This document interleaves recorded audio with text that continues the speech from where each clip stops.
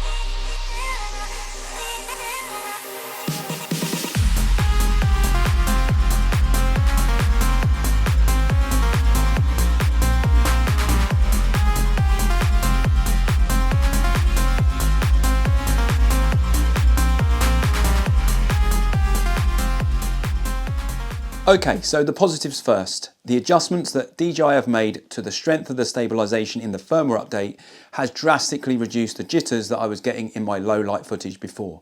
So that's great progress. We do now get more movement in the footage, so I'm sure that DJI must have turned down the strength of the stabilisation a touch to achieve less jittery footage. But to me, this is a fair trade-off as far as I'm concerned, because the movement is simply a byproduct of action footage and we can live with that. I think that the footage clearly shows, however, that even at 1/200th of a second, Super Night is still struggling. And the images and video that we're getting out of it are still washed out and dirty compared to what we're getting in D-Log with the sharpening and noise reduction turned down. Texture, like trees, and contrasty areas like brickwork in buildings are particularly bad in Super Night mode. And in addition, the footage is still way too over sharpened compared to the D-Log images, and it almost looks like I've applied some sort of cartoon filter. I was way happier with the D-Log footage. I think that the changes that DJI have made to the stabilisation in the firmware and having the shutter speed at 1/200th of a second and at least 60 frames per second produces acceptable results now, which are significantly improved compared to the pre-firmware results. It's not perfect, but the difference is literally like night and day.